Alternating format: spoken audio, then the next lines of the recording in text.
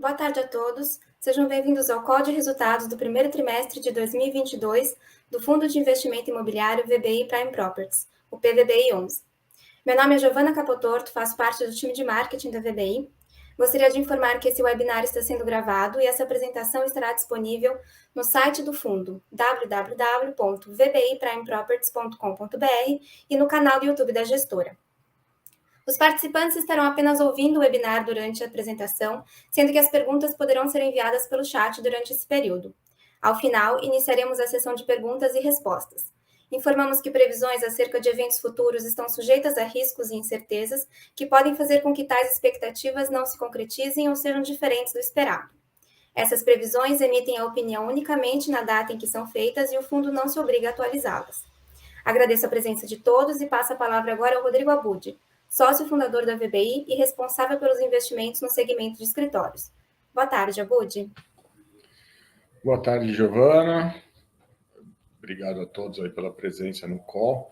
Nós vamos dar início aqui ao call de resultados do nosso primeiro trimestre de 2022, trazendo uma atualização daquilo que aconteceu no fundo nesse período, né, nesses primeiros 3 meses, as movimentações que tiveram em termos do portfólio em si e em termos financeiros, né, do nosso fluxo de caixa, enfim.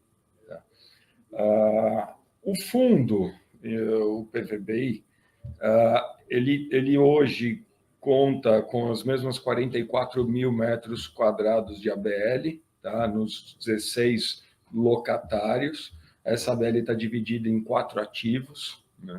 O nosso patrimônio líquido está em 994 milhões, tá? E o valor de mercado do fechamento do último dia útil, né, de negociação no primeiro trimestre foi de 951,7 milhões. Tá? Alguns pontos que vale a pena chamar a atenção, a questão do aumento do número de cotistas. Hoje nós somos mais de 65 mil cotistas, né? Quando a gente olha a base do IPO ali em 2020, éramos algo em torno de 6 mil, então teve um aumento considerável. E a vacância do nosso portfólio, que está estabilizada em 0,1%, tá? Ou seja, a gente tem apenas um espaço disponível ali que nós vamos falar na sequência. Tá? A nossa estratégia continua a mesma, muito simples de descrever, né? A gente gosta de empreendimentos AAA, né? Com localizações específicas e diferenciadas dentro da cidade de São Paulo, o que gera os ativos aí, essa ocupação tão intensa mesmo num período volátil como nós passamos aí durante a pandemia. Na sequência, nós vamos dar uma geral de mercado, porque contextualiza bem o momento que nós estamos no fundo. Tá? Então, se a gente for olhar aqui o mercado como um todo de São Paulo, e depois nós vamos fazer uma diferenciação entre as diversas localizações, tá? O mercado fechou o primeiro trimestre com um aumento no estoque total, tá? Isso em função daquela produção que é entregue ano a ano ao mercado. Tá? Então, a gente hoje tem 8,7 milhões de metros quadrados no estoque de São Paulo como um todo. Tá? A vacância, quando a gente compara o mesmo período do ano passado, o primeiro trimestre de 2021, contra o primeiro trimestre de 2022, em função dessas entregas também, ela tem um pequeno aumento, né? Então, o primeiro TRI de 2022 fecha com uma vacância de 21%. Tá? E quando a gente tem um excesso de oferta, uma vacância nesses patamares de 21%, a gente tem uma redução do preço pedido médio. Tá? Então, o mercado como um todo, se a gente for olhar comparado com o ano passado, o preço pedido médio de R$ 95,00 cai para R$ 89,73, aí próximo dos R$ 90,00. Importante aqui, na sequência, nós vamos quebrar um pouco essa vacância, porque esses números estão um pouco desfavoráveis aí aos proprietários, né? Mas quando a gente quebra em diferentes regiões e qualidades, nós vamos ver que o mercado está um pouco diferente. Tá? Olhando o comportamento ano a ano, né? No último slide a gente teve uma comparação de trimestre contra trimestre, mas o que a gente pode ver é o seguinte: em termos de vacâncias absoluta, vacância no mercado de São Paulo, A gente ainda teve alguma pequena melhora, né? O que significa isso? Que ao longo de 21 essa vacância aumentou e ela já começa a reduzir agora em 2022.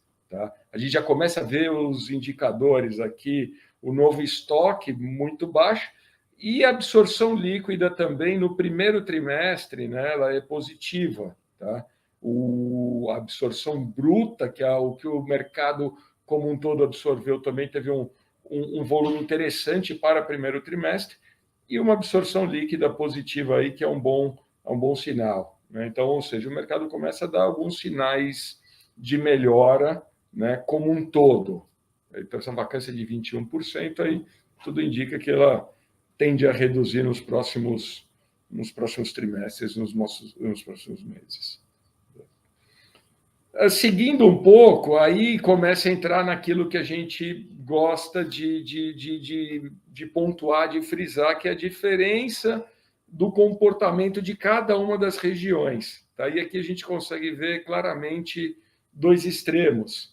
Quando a gente olha a região marginal da cidade de São Paulo, tá? Que é todo aquele eixo ao longo da Avenida das Nações Unidas, ali, né, conhecida como a Marginal de São Paulo, se a gente consegue ver que uma vacância elevada ali, né, nós estamos com patamares quase de 30% de vacância, muito em função também das últimas entregas, né, é a região que concentra a maior parte do estoque entregue ao longo dos últimos anos. Tá?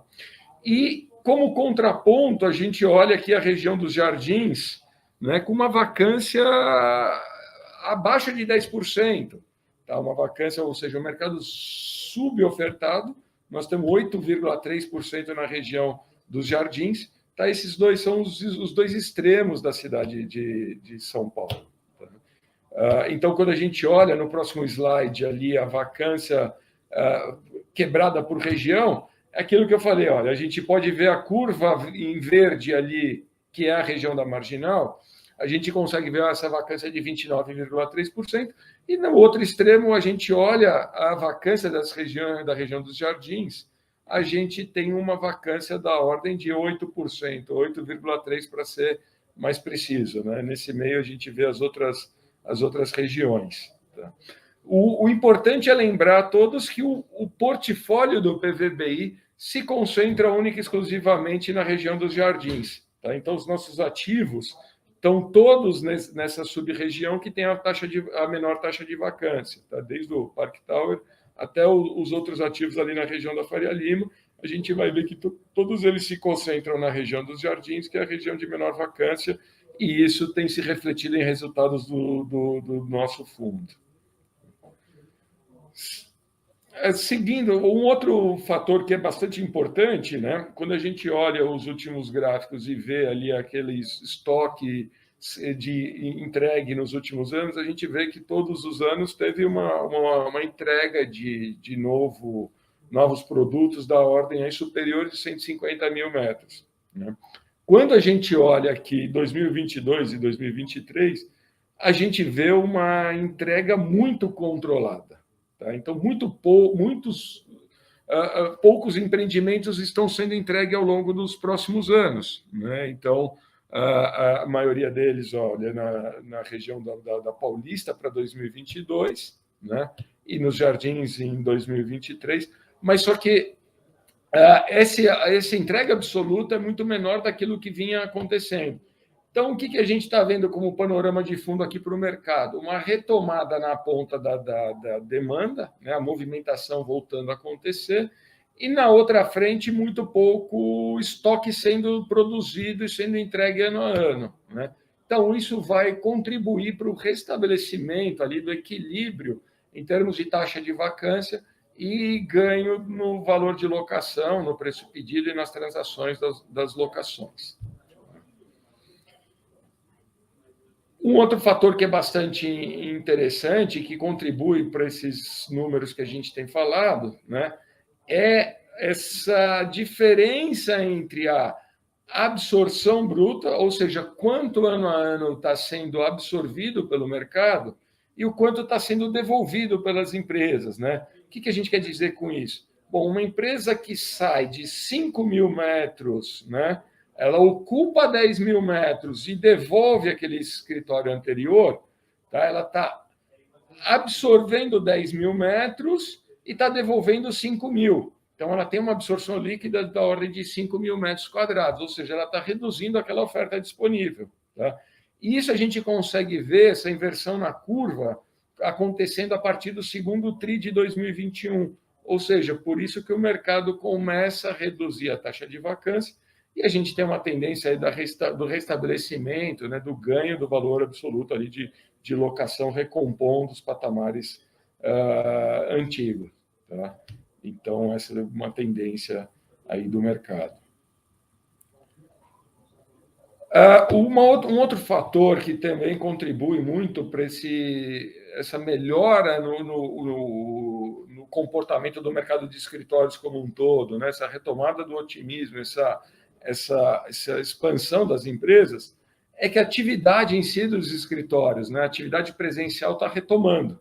Tá? Então, a gente, monitorando, por exemplo, um dos nossos ativos, né? O Faria Lima 4440, a gente monitora dia a dia a presença das pessoas no edifício em si. Tá? Então, a gente vê ali uma presença muito baixa durante a pandemia, né? E agora a gente vê um aumento significativo aí no mês a mês. Né? Nós fechamos o primeiro TRI aí batendo 33% de presença diária. Tá? Esses números, quando atualizados aqui para os últimos meses, né, eles continuam subindo e nós vamos ver que a tendência aí é voltar cada vez mais à atividade presencial. Né? E isso impacta muito na dinâmica das empresas, né, naquela necessidade diária, enfim, a nossa relação com escritórios mudou um pouco, né, em termos de flexibilidade, mas, por outro lado, também a ocupação em si, né, ela está sendo revista. E à medida que as pessoas voltam aos escritórios,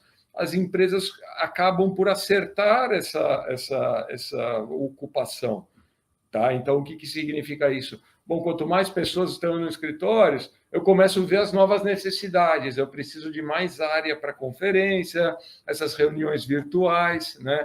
Você começa a fazer essas reuniões no meio de um salão cheio, você começa a ver interferências de pessoas, então você começa a ter que ter mais áreas isoladas para essas reuniões, isso demanda espaço, né? Mais áreas de convivência, e isso também vai demandando espaço. Ou seja, aquilo que a gente sempre falou, o espaçamento entre as pessoas, a relação de metro quadrado por pessoa, também tem tido uma tendência de aumento. Aí isso reflete em aumento na ocupação. Aí é por isso que a gente vê aí uma retomada, empresas pensando novamente na expansão em termos de áreas.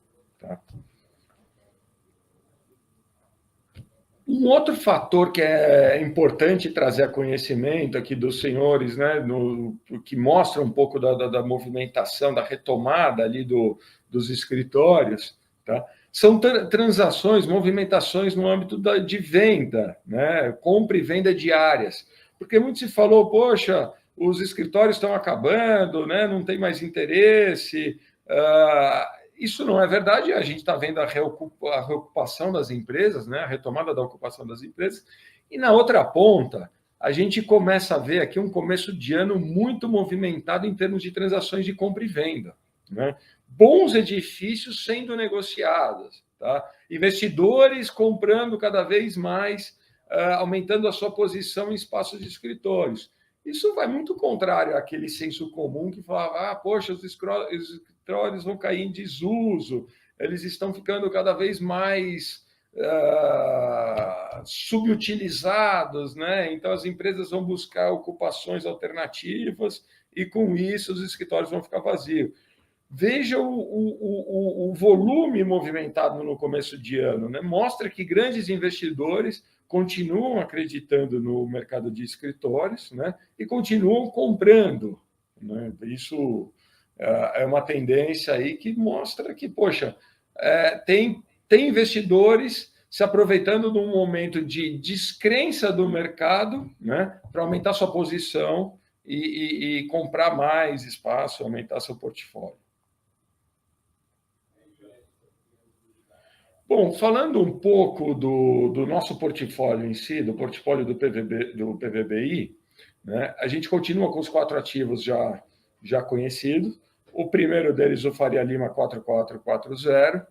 A gente não teve grandes movimentações aqui, tá? Então, para falar que a gente não teve nenhuma, e a partir de abril, a Veda entrou no lugar da RB Capital, que havia pedido a desocupação, né? Já foi anunciado isso em outros calls, né? Rapidamente a gente fez a alocação desse espaço disponível para a Veda, e o contrato começou a partir de 1º de abril. Em maio eles já estavam nas novas instalações. Tá? Os contratos continuam repassando o reajuste da inflação, e os patamares de locação aí de alguns dos contratos já estão atingindo valores superiores aí a R$200. Tá? Isso é uma tendência que a gente enxerga em toda a Faria Lima como um todo. Tá? A Faria Lima hoje, com uma vacância baixa na região Jardins, mais especificamente na Avenida Faria Lima em si, tem gerado uma recomposição dos valores de locação,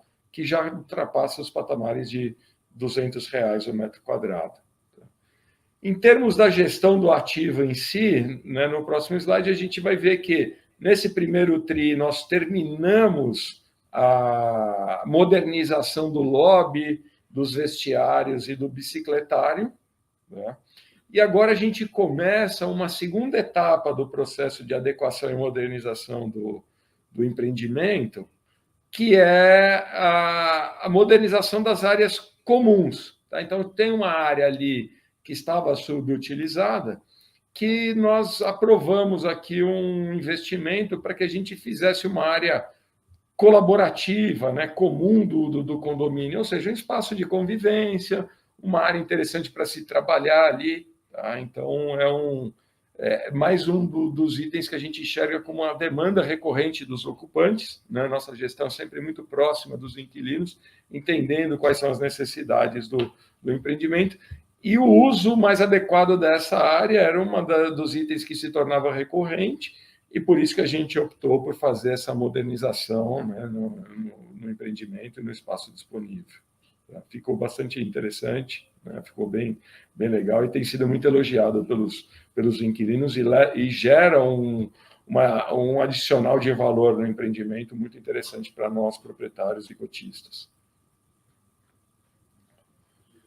O segundo ativo relevante aqui é o Park Tower, né, o empreendimento na Avenida Brigadeiro Luiz Antônio, um empreendimento de 22 mil metros quadrados, ali AAA, certificação LEED em termos de sustentabilidade.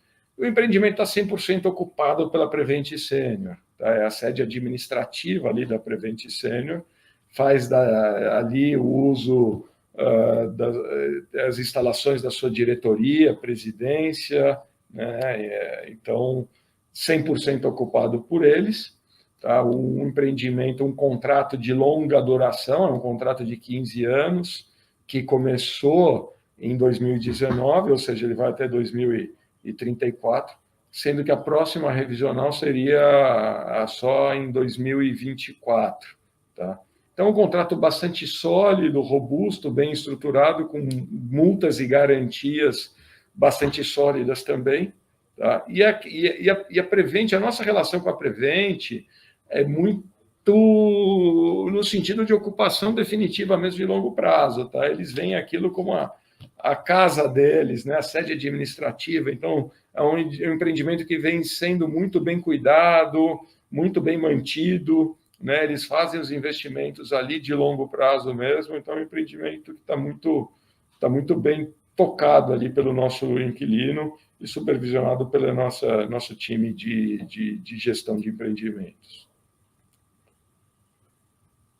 O terceiro ativo importante de se falar é o Union Faria Lima. Então, a gente segue aqui monitorando o avanço da obra. Tá? É um empreendimento ali que está em construção.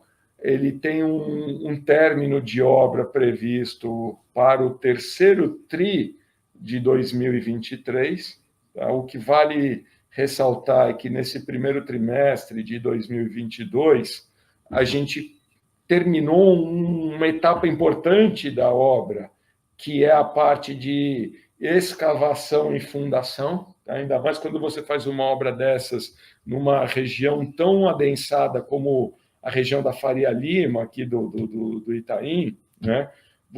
Você sempre pode ter algum tipo de surpresa quando da escavação, da contenção e da fundação, né? Então, ao longo desse primeiro trimestre aí, a gente acabou rompendo o pavimento térreo, né? Hoje, quem passa ali nas imediações da Leopoldo com a Atila Inocente consegue ver a estrutura já subindo. Então, e essa é uma etapa muito importante para a gente, porque significa que as grandes surpresas já ficaram para trás. Então, agora a obra está em velocidade cruzeiro. Tá? Quando a gente faz o monitoramento do cronograma físico-financeiro, a gente vê que está totalmente aderente. Nós estamos na etapa da obra que deveríamos estar quando do planejamento inicial que ocorreu na aquisição do empreendimento, tá? Ou seja, a previsão de entrega segue de acordo sem nenhum atraso no cronograma. Em termos de budget, né, o custo despendido até o presente momento também está em linha com aquilo que foi previsto, né? Ressaltando aqui a qualidade do nosso sócio do empreendimento, que é o construtor também, né? E que tem mantido, então, esse cronograma físico-financeiro dentro do previsto, conforme o esperado. Então, aqui nós não temos nenhuma grande surpresa. Ao longo desse primeiro trimestre, né, em janeiro de 2022, a gente fez o pagamento da segunda parcela.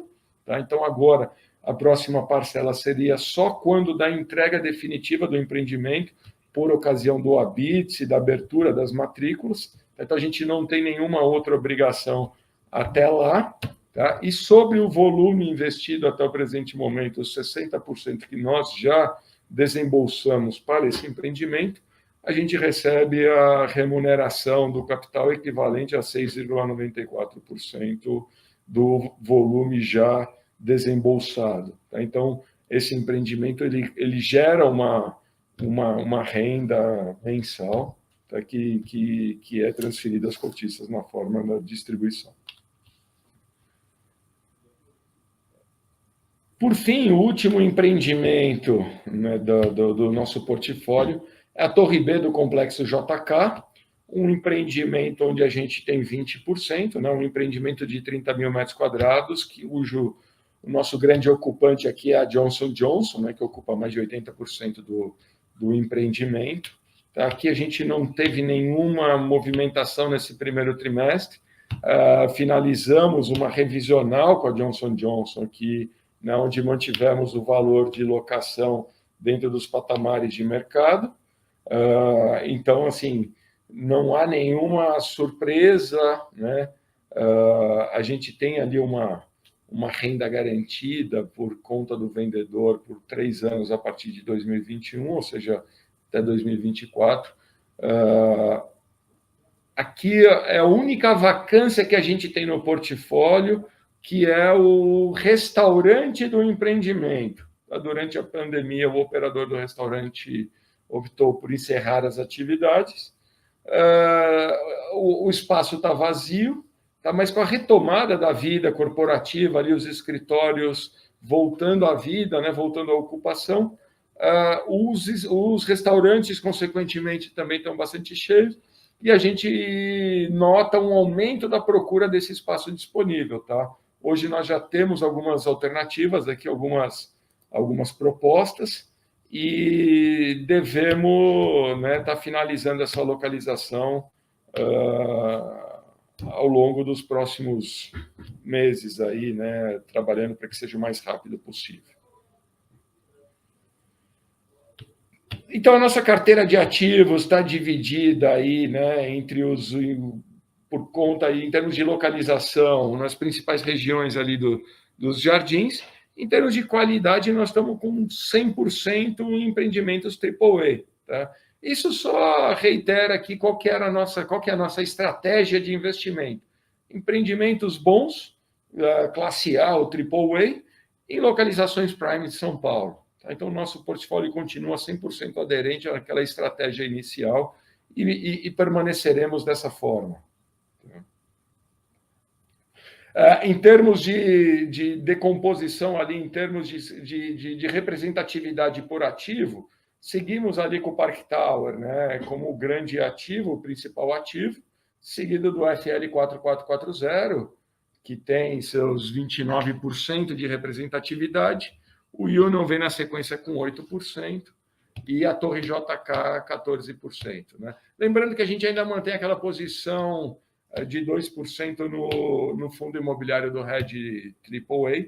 Aqui é um movimento tático, tá? Não é mais por uma gestão de caixa e coisas do gênero, tá? É uma reserva de liquidez que, eventualmente, a gente tem, em algum momento, pode fazer algum tipo de negociação. Em termos da natureza dos nossos contratos, os contratos de locação são todos eles típicos, tá? Então, a gente tem 90% da nossa receita imobiliária advinda dos contratos de locação típicos, né? E aquela remuneração do capital despendido no Union, hoje representa 10% da nossa receita imobiliária, tá? Em termos de indexação, a gente viu uma tendência ao longo aí dos últimos anos, né, 2020 e 2021, dos inquilinos pedirem cada vez mais a substituição do índice de reajuste do IGP para o IPC, né? Quando houve aquele deslocamento do IGP, muitos dos inquilinos pediram para que houvesse a substituição do índice. A gente, na maioria aqui dos casos, a gente acatou e substituiu. Por isso que hoje nós estamos com uma carteira aí mais de 60% indexada ao IPCA, mas ainda mantemos uma parcela substancial em GPM, aí da ordem de 29%. Em termos de áreas de atividade dos nossos inquilinos, ou em termos dos inquilinos em si, né, a gente segue como área de saúde, ali a Prevent sendo o nosso principal inquilino, o nosso maior inquilino. Tá?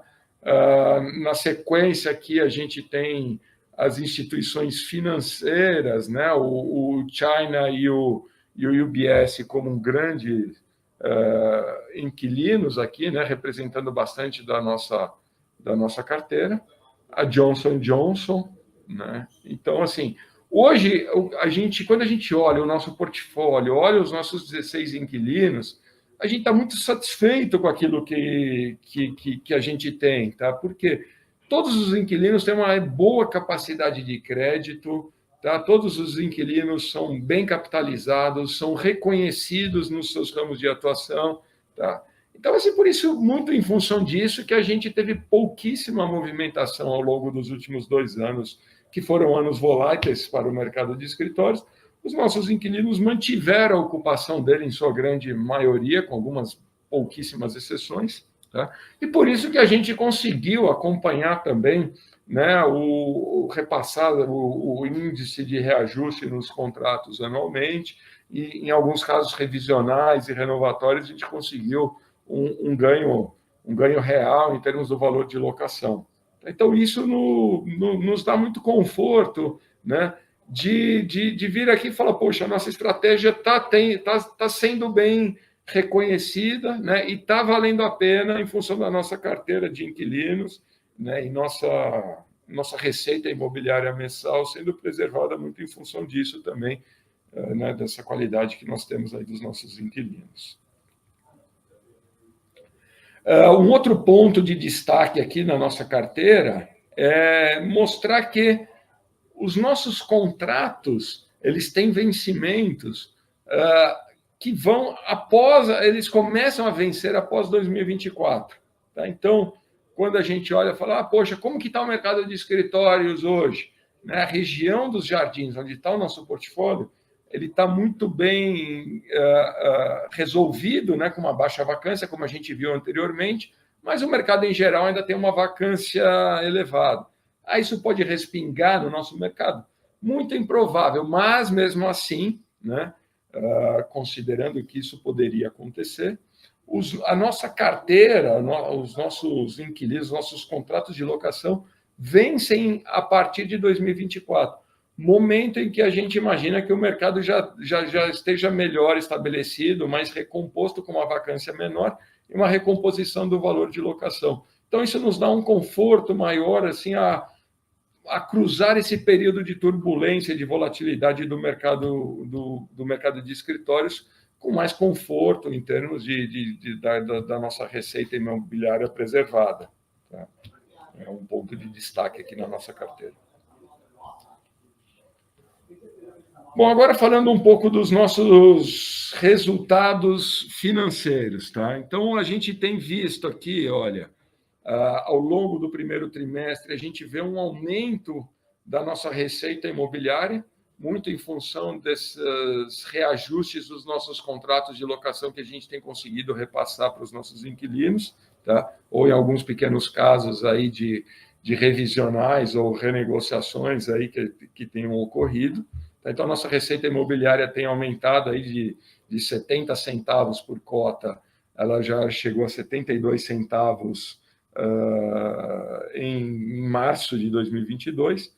As nossas despesas operacionais subindo um pouco também, em função daquilo que a gente tinha falado quando do follow-on do fundo, né? Que a gente teria um desconto na taxa de gestão enquanto a receita imobiliária não fosse suficiente para cobrir aí a distribuição mínima de 56 centavos.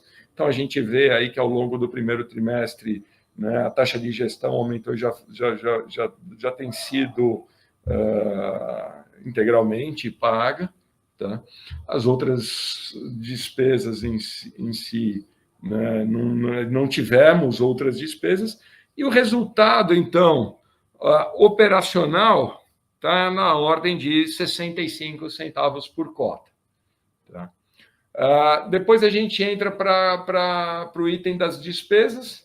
Tá? Nosso maior item aqui de despesas são as despesas financeiras. Tá? Lembrando que nós temos aqui nós temos um financiamento, nós temos um CRI que foi emitido para a aquisição do bloco B do JK. Então, essa é a maior componente da nossa receita, da nossa despesa financeira, tá? Fica aí da ordem de 9 centavos, né, por cota. E com isso a gente tem aí um resultado líquido por cota da ordem dos 56, 57 centavos. Tá? Então, lembrando que a gente tem essa distribuição mínima de 56 centavos, e nós já estamos batendo ela ali, né, com a recomposição da taxa de gestão, né, e com os movimentos que nós estamos vendo ali, o fundo já caminha pelas próprias pernas ali para distribuir 56 centavos por cota, né, e a nossa dívida está equacionada. Tá? A gente tem ali duas séries do CRIs, uma em CDI, uma em IPCA, é baixa quando comparado o patrimônio líquido do fundo, né? E ela está equacionada e a gente segue aí distribuindo os nossos 56 centavos por cotas. Bom, eu acho que, assim, em termos gerais, tá, o nosso fundo segue sem grandes movimentações, né? Vocês podem ver aqui, nós gastamos mais tempo falando de mercado do que da carteira em si. Os nossos ativos estão muito bem estruturados, né? Com bons inquilinos, então eles não têm dado muita dor de cabeça na gestão em si, então é uma gestão muito mais estratégica, assim, quais são os próximos movimentos a serem feitos, né? Essas melhorias no FL, né? A manutenção do Park Tower e essa proximidade junto à Prevent Senior para entender como que estão sendo feitas as coisas. Então, e na frente do Union, acompanhamento da obra em si. Ou seja, um fundo, né, muito redondo ali em termos de distribuição mensal, de cruzar ali um período de tanta volatilidade com uma distribuição tão homogênea como a gente tem visto. Então, a partir de agora, a gente abre aqui para as perguntas e respostas, né? Lembrando que também as informações ficam disponíveis aí nos nossos canais, né? no website, enfim, e o RI está sempre aberto também a resolver, né? A responder qualquer dúvida que tenha permanecido aí ao longo da nossa apresentação.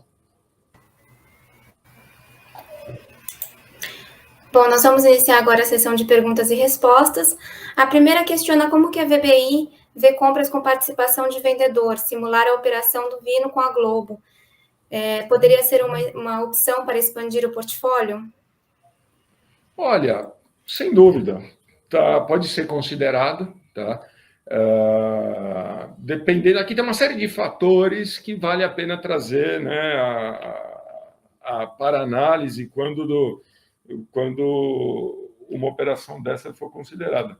Primeira coisa que nós temos que ver aqui é o ativo em si, tá? A gente é muito fiel à nossa estratégia aqui de localização e qualidade, buscando empreendimentos primes, né, que sejam totalmente aderentes aqui ao que a gente vê nos demais ativos da carteira.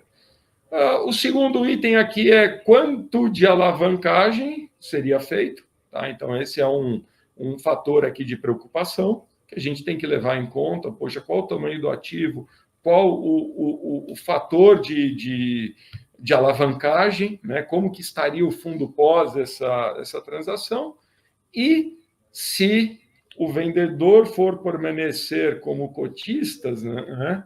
Qual a concentração no único cotista, qual o perfil desse cotista, né? E qual que é a vantagem para o fundo dessa transação como um todo, seja em termos imobiliários, da qualidade do ativo em si, seja em termos financeiros, pelo item de concentração, de alavancagem, ou seja, pelo item, vamos dizer, societário aqui, em termos de concentração de um único cotista e como esse cotista seria percebido, aí como se encaixaria na estratégia no todo. A próxima pergunta questiona se a VBI considera fazer emissão, mesmo a cota estando um pouco abaixo do VP. Pergunta ainda, será que institucionais poderiam ancorar uma oferta? O momento está propício para novas aquisições? Olha, começando a resposta pelo final, sim, está muito propício. Adoraria, né, que tivéssemos caixa para fazer a aquisição. Toda vez, tá, isso é um dilema, que é um paradoxo que o gestor convive desde sempre. Nós estamos no mercado desde 2006, né, a VBI existe desde 2006, já passamos isso outras vezes. Toda vez que o mercado está mais restrito, né, menos oferta de capital, como essa que nós estamos vendo agora, é um momento mais interessante para aquisições. Então, sim, seria muito legal, né, ter caixa para fazer a aquisição, porque o momento é bastante propício. Olha, emissões abaixo do patrimonial, elas nunca são muito bem percebidas pelo mercado, né? Então, seria algo que nós não gostaríamos de fazer. Tá? A gente sempre tem reiterado aqui, poxa, não vamos fazer, vamos recompor aqui, nós estamos muito pouco abaixo da patrimonial, né? Então, eu acho que com uma movimentação, com uma entrada aqui de institucional, e cada vez mais nós temos visto aqui o interesse deles, tá, em participar de fundos com estratégia como a do PVBI. Tá? Então, hoje que nós temos uma situação onde está 2%, 3% abaixo da patrimonial, não seria nenhum palavrão falar vamos fazer uma oferta na patrimonial que seja ancorada por um institucional. Eu acho que voaria, eu acho que teríamos condições de fazer caso a gente tenha esse institucional alinhavado, né? Então, por hora, assim, olha, não gostaríamos de fazer nada abaixo da patrimonial, ainda mais com a patrimonial tão próximo do valor de mercado. Eu acho que daria para ir mais próximo da patrimonial, porque o desconto está muito pouco. E para um institucional que gosta de volume, seria muito difícil dele conseguir o volume com esse desconto que o mercado está negociando quando comparado com a patrimonial. A próxima pergunta diz respeito ao Parque Tower e a abertura de um núcleo de medicina avançada e diagnóstico da Prevent Senior. O cotista gostaria de entender um pouco melhor essa questão.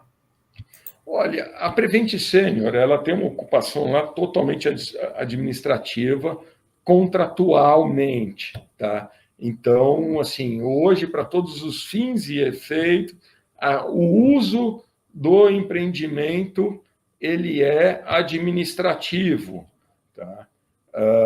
Ele não pode fazer uso hospitalar com internações, permanência, nada nesse sentido.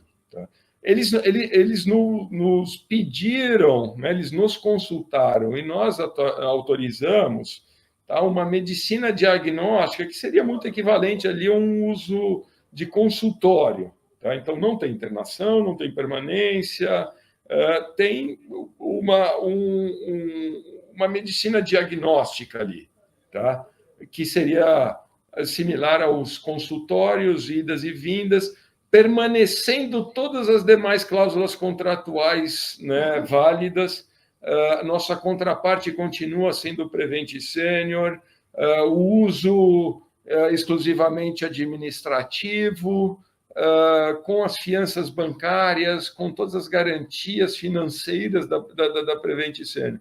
Ela pediu um uso em um único andar de uma medicina diagnóstica, alegando que, olha, a medicina diagnóstica é um consultório. Tá? Você não interna, você não permanece lá, você pode fazer algum tipo de exame, mas é só isso em um único andar. Tá? Então, o uso permanece sendo como uso de escritório, sede administrativa, a diretoria e presidência da Prevent continua naquele endereço.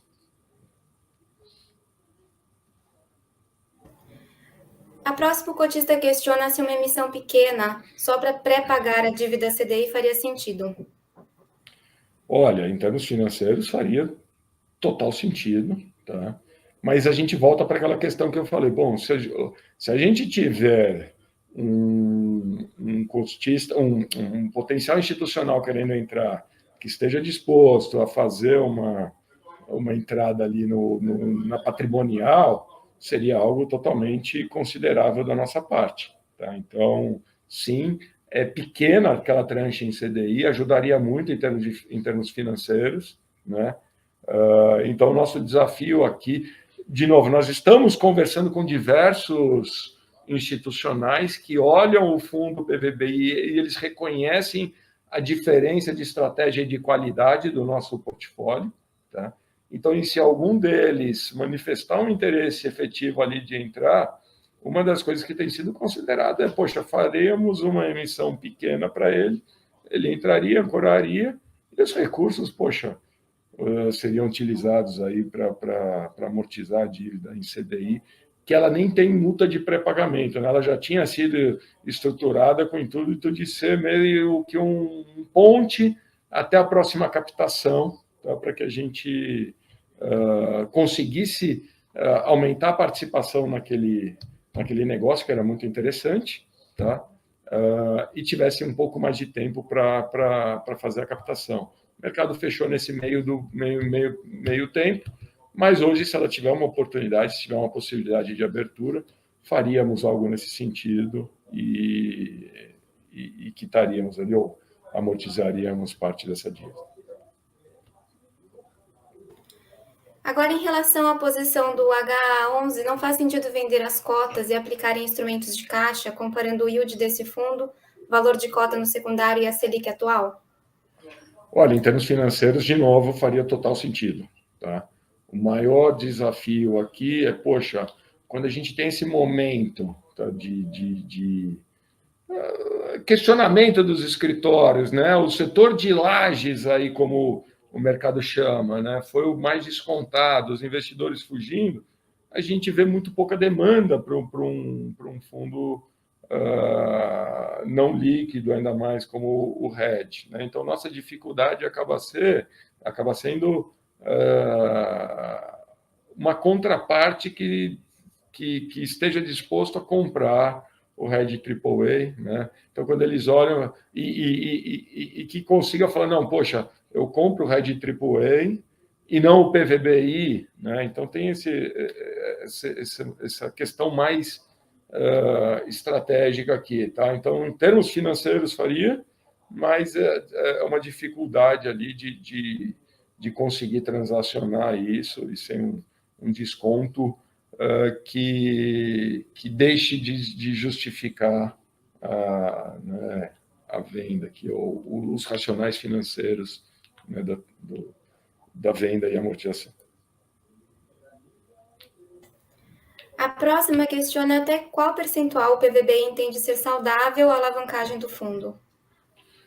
Olha, a alavancagem, assim, primeiro, a gente quer mantê-la o mais baixo possível, tá?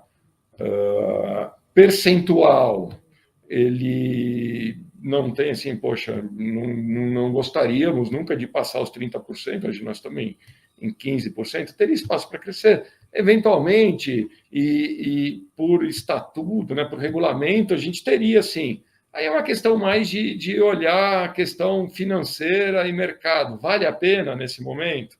Faríamos um endividamento? Se não fizer a pena, se não valer a pena no escopo ali, no todo da transação, então é melhor não fazer, né? Então, assim, temos espaço para fazer mais, alavancagem temos.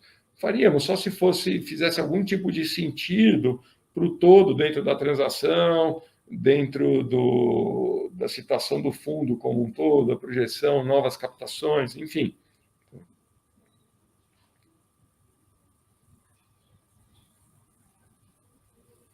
Estão as tratativas iniciais de potenciais locatários. Estava no mudo, sobre o Union, né? Eu imagino. Isso, sobre o Union Faria Lima, como que estão as tratativas iniciais de potenciais locatários?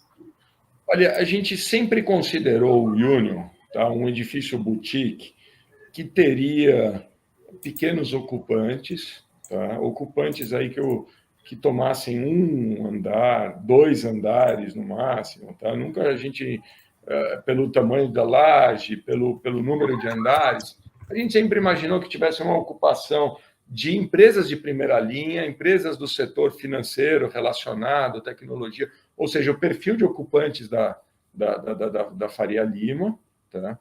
E que o processo de locação ficasse mais intenso à medida que a gente fosse se aproximando da data final de entrega. O que a gente tem visto é que a oferta é tão restrita na Faria Lima que já tem inquilino nos perguntando sobre a possibilidade de locação, sim, do Union. Tá? Então, poxa, uma coisa que a gente não imaginava, tá? Que a gente imaginava que a atividade de locação fosse ser mais intensa a partir do, sei lá, do segundo tri do ano que vem, começa a ficar mais intenso desde já. Tá? E os valores de locação da região têm subido, né, significativamente. Tá? Então, nós estamos confiantes aqui que a estratégia foi bastante acertada e que nós vamos ter um resultado muito interessante no Union. Ainda mais assumindo que daqui até a entrega dele, né, não tem outros empreendimentos sendo construídos na Faria Lima. Tá? Então, se a situação hoje é de oferta restrita, ao longo dos próximos 18 meses, não tendo mais produção, né, e assumindo que as empresas retomando as atividades de escritórios vão intensificar a necessidade de ocupação, tá, o cenário deveria estar até mais favorável até lá. Então, nós estamos bem confiantes de que a estratégia vai dar um resultado muito interessante para o nosso fundo. A próxima questiona como que a VBI enxerga a região da Chucre-Zaidan. O fundo considera investir nela?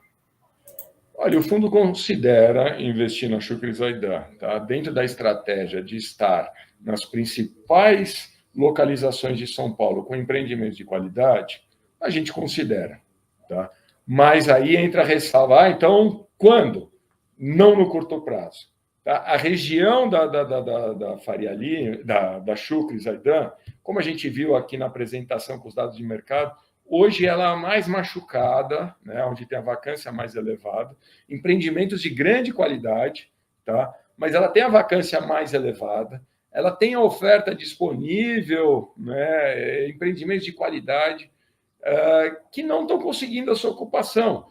Então, o que tem acontecido? Os valores de locação ainda não têm nenhum efeito inflacionário. Tá uma briga de empreendimentos, as empresas acabam indo para aquela que oferece a melhor condição de locação. Isso gera-se uma briga por conta de valores. E enquanto a gente não conseguir ver uma estabilização na oferta e demanda, recomposição do valor de locação, preferimos nos manter fora, tá? E quando a gente olha a projeção dos próximos anos de entrega de estoque na região, a gente continua a ver empreendimentos sendo entregues na região, contribuindo ainda mais, acentuando ainda mais esse cenário de desequilíbrio de oferta e demanda. Uma oferta muito maior do que a demanda, refletindo em valores de locação. Ou seja, no curto prazo, nós preferimos permanecer fora da região. É uma região importante, tem grandes empreendimentos, de muito boa qualidade. Tá? Então, no horizonte de 10 anos, o fundo inevitavelmente estará posicionado na região. No curto prazo, não há nenhum motivo, não há nenhum efeito ali, nenhum catalisador que faça a gente ir para a região, né, e botar uma posição lá, sendo que os valores de locação ainda estão tão reprimidos ali. Tá? Nossa visão é que se nós nos movimentarmos naquela direção daqui 2, 3, 4 anos, talvez a gente ainda encontre os mesmos valores de aquisição, né, e os valores de locação vão estar começando a se recompor. Tá? Ou seja, vai ser um movimento mais interessante no médio prazo e não agora de imediato no curto prazo.